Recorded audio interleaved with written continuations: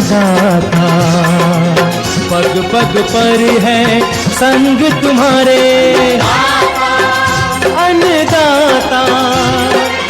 लहू किसानों का बन के पसीना सींचता है धरती का सीना। मेहनत का तेरी हक दिलवाने, नई तकनीक नई खोज बताने। पशुधन को गुणवान बनाना, पौध सुरक्षा को सिखलाना, खेती के सब गुर समझाने, भारत का सरताज बनाने। आठों पहर है संग तुम्हारे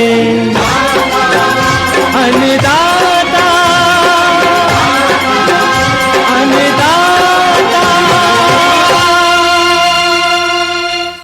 नमस्कार, मैं हूं आपके साथ विभा उपाध्याय और आप सभी दर्शकों का अन्नदाता कार्यक्रम में स्वागत करती हूं। हमारे देश का किसान जन का पोषक है, वो श्रम का देवता है, अन्नदाता है।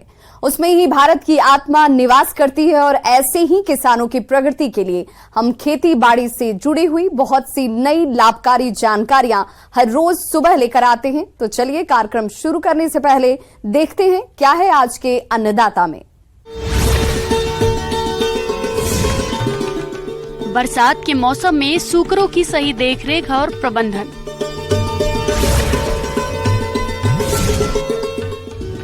जीवामृत बनाने की विधि और उसके प्रयोग के फायदे।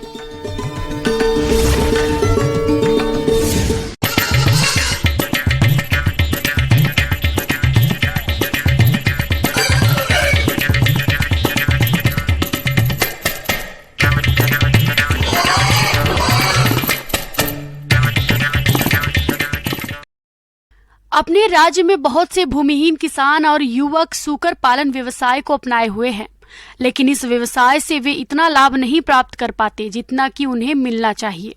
इसका मुख्य कारण है किसानों द्वारा मौसम के अनुरूप इनकी सही देखरेख और प्रबंधनों को नहीं अपनाना।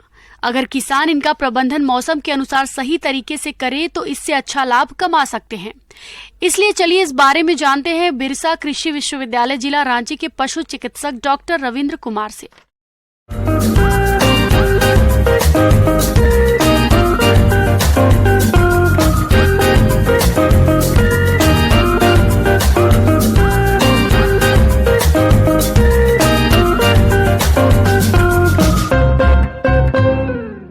बारिश का मौसम आ चुका है और अभी बारिश का मौसम को बीमारियों का भी मौसम कहते हैं। और इसमें हमारे जो पशु हैं, अगर उनको सही ढंग से देखभाल नहीं किया जाए तो बीमार होते हैं, मृत्यु दर भी अधिक हो जाती है, उत्पादन क्षमता में कमी होती है, जिसका सीधा असर हमारे किसानों की आमदनी पे पड़ता है। तो ये बारिश के मौसम में कुछ विशेष देखभाल की ज़रूरत होती है और तैयारियां करने की भी ज़रूरत होती है। सर्वप्रथम बारिश का मौसम जैसे ही आता है, हम लोग खुद के आवास के बारे में चिंतित रहते हैं कि किस तरह आवास को ठीक किया जाए ताकि अंदर पानी का रिसाव नहीं हो। उसी तरह से पशुओं के बाड़ों पे भी ध्यान देना चाहिए। बारिश का मौसम वैसे ही होता है तो अंदर बाड़े में किसी तरह के पानी का रिसाव नहीं होना चाहिए। बहुत सारा बाड़े देखेंगे बारिश में टपकने लगता है, पानी बाड़े के अंदर आती है, तो इसका दुष्परिणाम पशुओं पे पड़ता है। बाड़ा बिल्कुल साफ सुथरा, स्वच्छ और सूखा होना चाहिए। विशेष सावधानी देनी चाहिए कि जो बारिश के मौसम में जो जमीन है, फ्लोर है, वो चिकना नहीं हो, रूखा रहे और उसकी साफ सफाई रखें और कोशिश करें कि उसको सूखा रखें।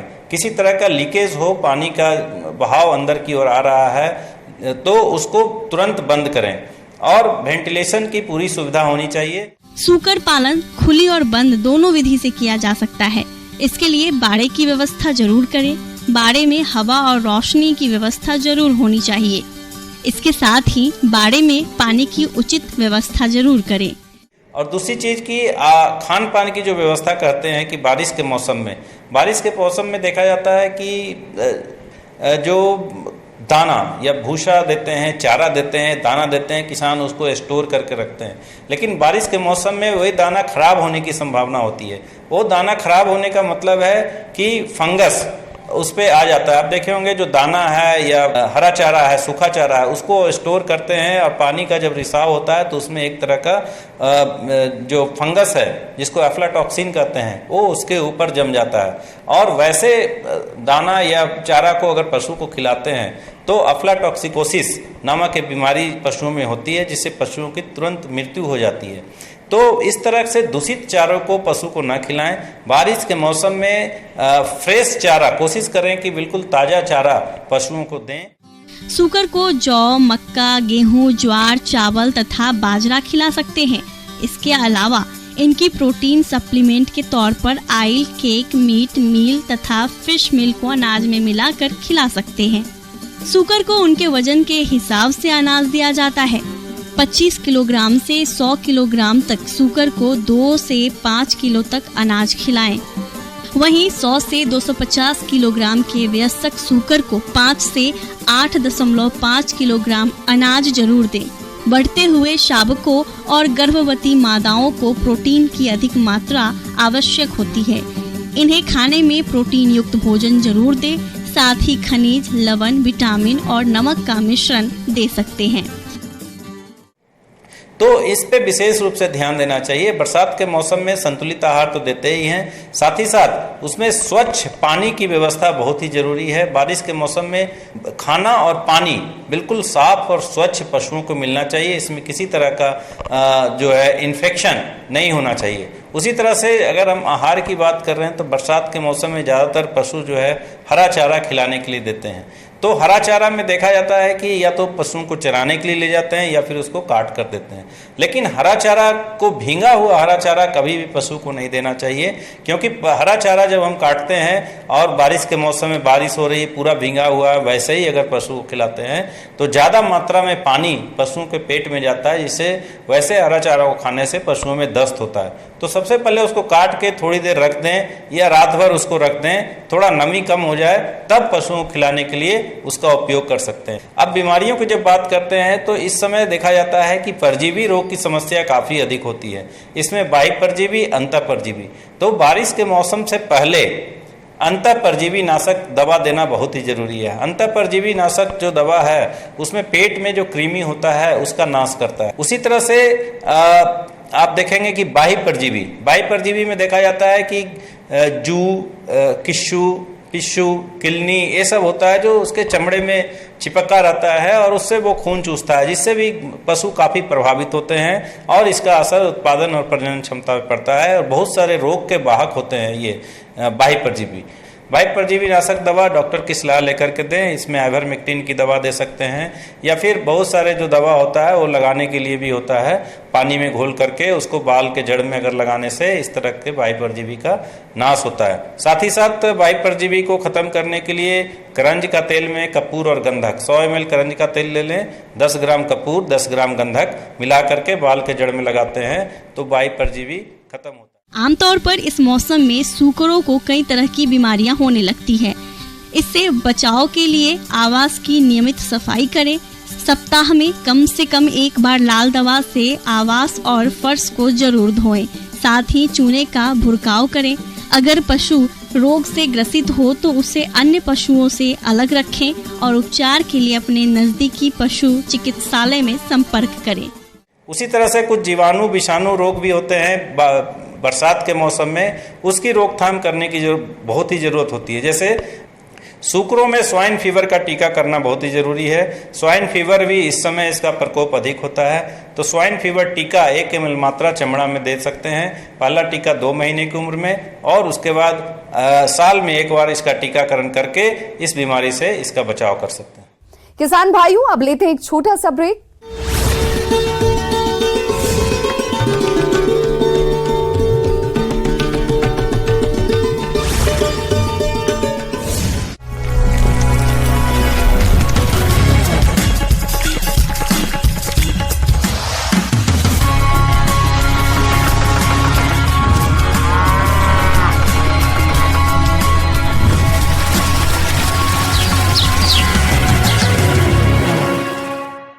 ब्रेक के बाद आप सभी दर्शकों का अन्नदाता में स्वागत है।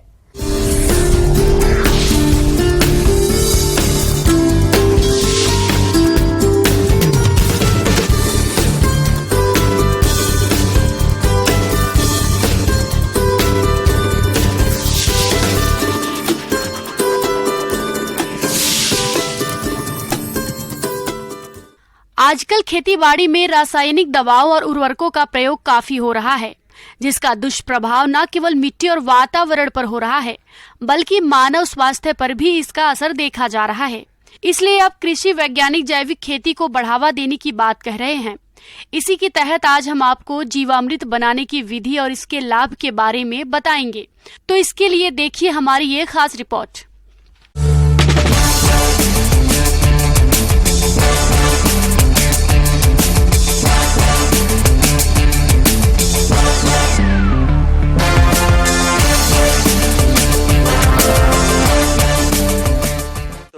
जैसे कि जीवामृत की बात हम कर रहे हैं, सबसे पहले मैं बताना चाहूँगा आपको कि जो प्राकृतिक खेती है उसके जो 4 स्तंभ हैं उनमें से जो एक स्तंभ है वो है जीवामृत। और जो जीवामृत है उसका महत्व ये है कि ये पोषक तत्व प्रबंधन के लिए इस्तेमाल किया जाता है प्राकृतिक खेती में। किसान भाई अधिक पैदावार की चाह में खेती में रासायनिक उर्वरकों का अंधाधुंध प्रयोग कर रहे हैं। रसायनों के उपयोग से जाने अनजाने में हम भरपूर मात्रा में जहर का सेवन कर रहे हैं, जो धीरे धीरे मानव प्रजाति में बड़े पैमाने पर बीमारियों को जन्म दे रहा है। रासायनिक उर्वरकों के लगातार उपयोग से किसान भाइयों का खर्च तो बढ़ता ही है, साथ ही वे अपनी जमीन को धीरे धीरे बंजर करते जा रहे हैं। इन सब समस्याओं का हल बेहद ही आसान है और वे है जीवामृत।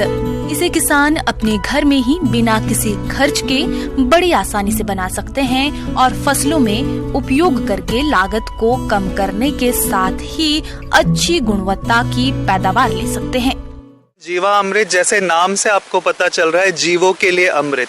तो जो प्राकृतिक खेती है वो सूक्ष्म जीवों की खेती कही जाती है और जो जीवामृत है वो एक तरह का जामन का तरह काम करता है। जैसे कि 1 चम्मच जामन दही का मिलाते हैं तो पूरी के पूरी दूध को दही में बदल देता है। इसी तरह से जो जीवामृत है पूरी भूमि को उस कल्चर से क्या करेगा कि वहाँ के जो बैक्टीरिया हैं, जो जीवाणु हैं, उनकी जनसंख्या बहुत ज़्यादा बढ़ा देता है, जिससे कि वायुमंडल में हमारी नाइट्रोजन है उसको स्थिरीकरण कराता है।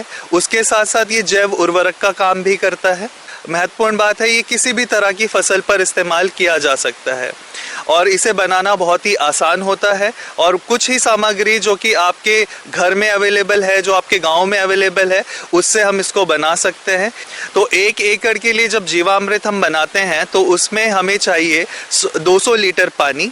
200 लीटर पानी के साथ हमें चाहिए 10 केजी आपका देसी गाय का गोबर, फिर 10 लीटर हमें चाहिए देसी गाय का गौमूत्र और 2 किलो चाहिए हमें बेसन, 2 किलो चाहिए हमें गुड़ और 1 किलो ऐसी मिट्टी जिसे हम ऐसी मिट्टी जो कि हम बरगद के पेड़ के नीचे से या पीपल के पेड़ के नीचे से लें, जहाँ पर कोई भी रसायन का इस्तेमाल ना किया गया हो। तो ये जो 6 सामग्री है ये चाहिए होती है आपकी जीवामृत बनाने के लिए।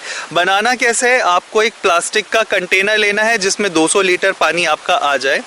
तो आपको उसमें 200 लीटर पानी भर लेना है और पानी भरने के साथ आप में उसको क्या करना है, 10 जो किलो आपका देसी गाय का गोबर है उसमें घोल लेना है। और ये यहाँ पर बात याद रखने वाली है कि जो गोबर है वो जितना ताज़ा होगा वो उतना अच्छा होगा जीवामृत बनाने के लिए। फिर उसके बाद आप जो 10 लीटर आपका गौमूत्र है उसको उसमें मिला दीजिए। फिर अलग से थोड़े से पानी में आप क्या कीजिए कि बेसन, जो 2 किलो बेसन है उसका घोल बनाकर जब वो पूरी अच्छी तरह से मिश्रित हो जाए उसको फिर उसमें ट्रांसफ़र कर देते हैं। और उसके बाद जो हमारा गुड़ है 2 किलो वो भी हम उसमें मिला देते हैं और जो 1 किलो आपकी जो सजीव मृदा है उसको भी हम उसमें मिला देते हैं। अब मिलाने के बाद इसे अच्छी तरह आपको घुमा लेना है और घुमाते हुए आपको ये चलाते हुए याद रखना है कि जो इसकी दिशा होनी चाहिए वो दिशा होनी चाहिए घड़ी की जो सुई होती है उसकी दिशा में इसको आपको घुमाना है। और आपको 72 घंटे के लिए, मतलब आपको 3 दिन के लिए इसको ऐसे ही सड़ने के लिए छोड़ देना चाहिए। और इसके जो आपका जो ड्रम आपने लिया है उसको हमें ढक देना चाहिए और ढकने के लिए या तो कपड़ा या फिर आपका जो टाट का बोरा हो जिसमें से कि आपकी हवा आर पार जा सके। कभी भी हमें इसे इस तरह के ढक्कन से बंद नहीं करना चाहिए जिससे कि इसकी जो अंदर विषैली गैसें हैं वो बाहर ना निकल पाए। तो इसका हमें ध्यान रखना चाहिए।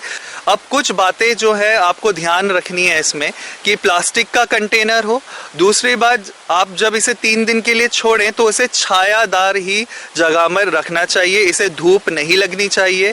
अब इसकी बात करते हैं कि इसको उपयोग कैसे करना है। तो जीवामृत का उपयोग हम क्या कर सकते हैं, जब आप बुआई कर रहे हैं किसी फसल की या आप अपनी भूमि तैयार कर चुके हैं तो 200 लीटर जो जीवामृत बना है उसका हम 1 एकड़ में छिड़काव कर सकते हैं। छिड़काव करने के लिए या तो आप क्या कर सकते हैं, इसे जो आपका सिंचाई का पानी है जहाँ से जा रहा है उसके साथ मिलाकर भी इसको छोड़ा जा सकता है, या फिर आप क्या कर सकते हैं, किसी फुहारे की हेल्प से या आपका हजारा की हेल्प से इसको छिड़काव कर सकते हैं। तो 13 लीटर पानी और 2 लीटर जीवामृत जो कि आपका कपड़े से छना हुआ होना चाहिए, उसे डालकर आप क्या करें, अच्छे से मिला लीजिए और नैपसैक स्प्रेयर के मतलब उपयोग कर आप अपनी पौधे के ऊपर इसका छिड़काव कर सकते हैं। जीवामृत के उपयोग से मिट्टी में नमी आते ही जीवाणु सक्रिय हो जाते हैं और मिट्टी की उपजाऊ क्षमता कई गुना बढ़ा देते हैं। घन जीवामृत से बीजों का अंकुरण भी अधिक मात्रा में होता है। घन जीवामृत के उपयोग से पौधों में रोग प्रतिरोधक क्षमता बढ़ती है। घन जीवामृत के उपयोग से आप रासायनिक खेती की अपेक्षा कम लागत में अधिक उत्पादन ले सकते हैं। इसके उपयोग से फसलों की चमक और स्वाद दोनों बढ़ता है। इसमें ऐसा कोई तत्व नहीं होता जो किसी भी फसल को नुकसान पहुंचाए। इस प्रकार किसान भाई कम लागत में घन जीवामृत का खेती में प्रयोग करके अधिक उत्पादन ले सकते हैं और अच्छा लाभ कमा सकते हैं। इसमें जो फायदे देखने को मिलते हैं, एक तो ये पोषक तत्व प्रबंधन करता है पौधे का, फिर जितने आपके ज्यादातर जो जीव है या जो आपके कीट हैं या आपके जो रोग हैं उनसे भी इसमें क्या करता है, आपके पौधों की प्रतिरोधक क्षमता को बढ़ाता है ताकि उसके ऊपर वो उसका अटैक ना हो पाए। आगे और भी हैं खेती बाड़ी से जुड़ी हुई बहुत सी रोचक जानकारियां। यहां रुकेंगे एक छोटे से ब्रेक के लिए।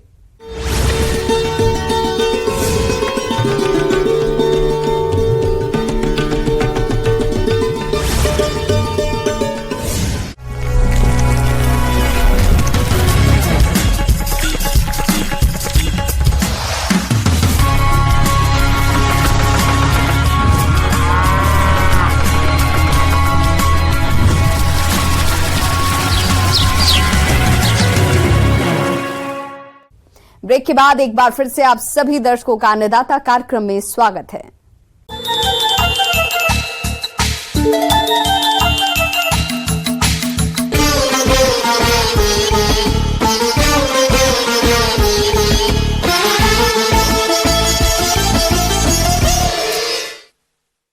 देश के ज्यादातर किसान पारंपरिक खेती करते हैं जिससे उन्हें सामान्य लाभ प्राप्त होता है। लेकिन अगर किसान भाई पारंपरिक खेती से थोड़ा हटकर कुछ नया करे तो उन्हें अधिक लाभ प्राप्त होगा। इसी कड़ी में किसान भाई पॉली हाउस में खीरा की खेती करें तो इससे अधिक मुनाफा कमा सकते हैं, क्योंकि आजकल खीरे की मांग वर्ष रहती है।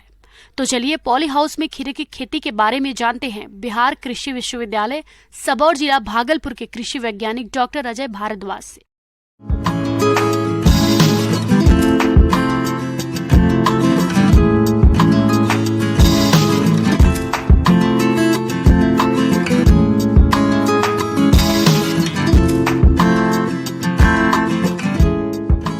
किसान भाइयों, आज एक बार फिर से मैं आपको ऐसी फसल के बारे में बताना चाहूँगा जो पॉली हाउस में बहुत सबसे ज़्यादा ज़रूरी फसल है और उसको पॉली हाउस में ही लगाया जाता है, उसको बाहर नहीं लगाया जाता है। तो वो फसल जो है उसका नाम है खीरा, बीज रहित खीरा, जिसको हम केवल पॉली हाउस में ही लगा सकते हैं। जो पॉली हाउस के अंदर हम वैरायटी लगाते हैं, सिर्फ मादा फूल होते हैं और वो मादा फूल भी बिना परागन या बिना पराग के उसके अंदर फल को तैयार करते हैं। तो सबसे ज़रूरी बात आती है कि इस फसल की ऐसी कौन सी वैरायटीज़ हैं जो हम पॉली हाउस के अंदर लगा सकते हैं। तो इसके अंदर कई सरकारी संस्थान या कई प्राइवेट कंपनीज जो हैं उसका बीज मार्केट में अवेलेबल है। पंत पार्थिनोकार्पिक खीरा 1, पंत पार्थिनोकार्पिक खीरा 2 या पंत पार्थिनोकार्पिक खीरा 3। दूसरा जो पूसा सीडलेस कुकुम्बर 6 वैरायटी जो है वो रिलीज़ है। तीसरी जो वैरायटी है केरला पार्थिनोकार्पिक कुकुम्बर हाइब्रिड 1 जो है बीज रहित खीरे की एक किस्म है जो वहाँ से रिलीज है।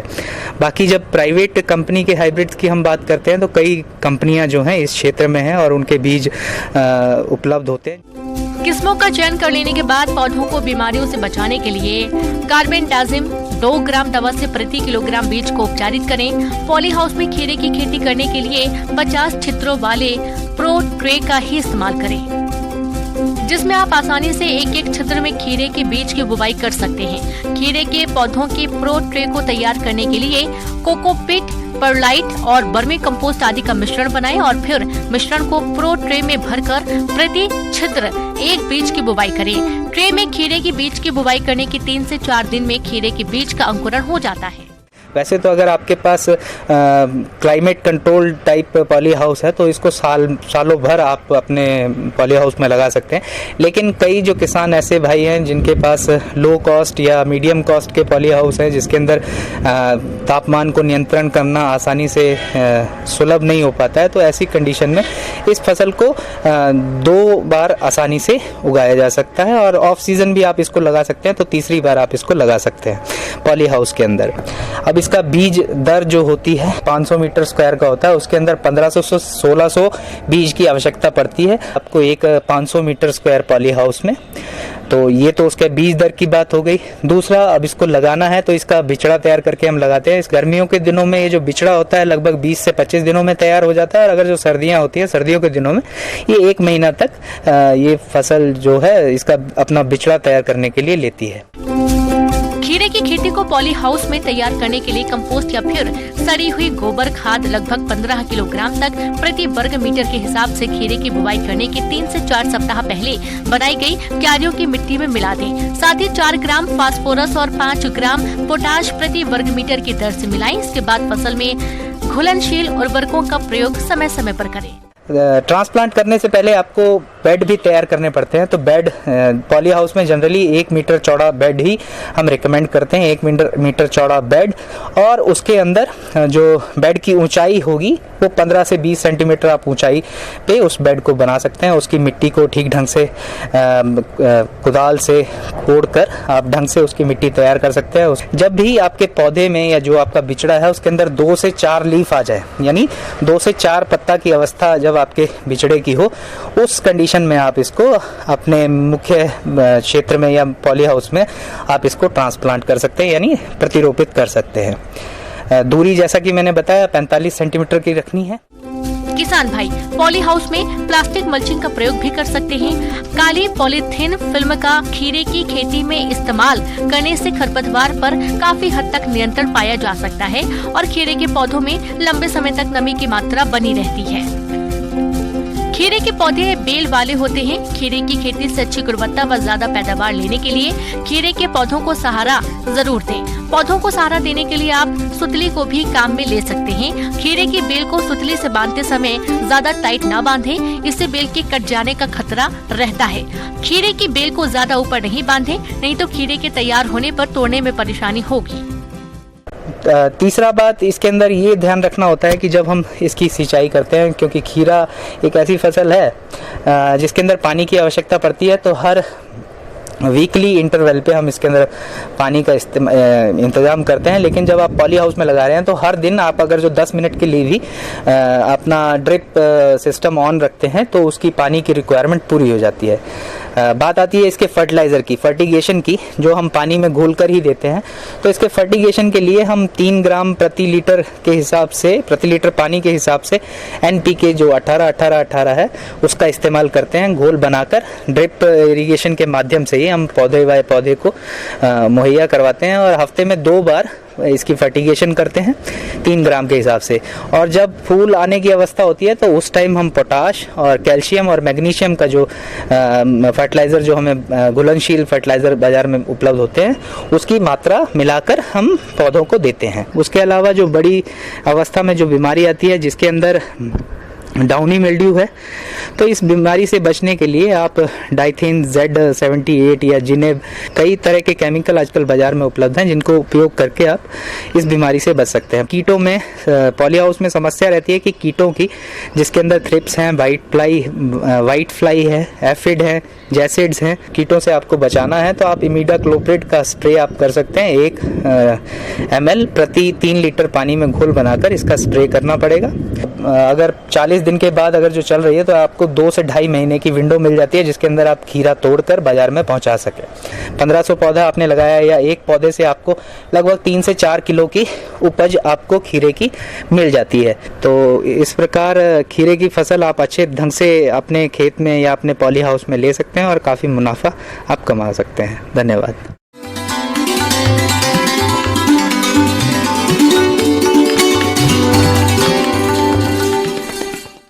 आइए जानते हैं अन्नदाता निःशुल्क फोन के माध्यम से पूछे गए समस्याओं का समाधान। अन्नदाता कार्यक्रम में आज जो प्रश्न हमने शामिल किया है उसे पूछा है गांव नीमा, जिला गया से सुखबीर सिंह ने। आप बतखों की उन्नत नस्लों पर जानकारी चाहते हैं तो सुखबीर जी आपकी जानकारी के लिए देखिए कार्यक्रम का यह अंश।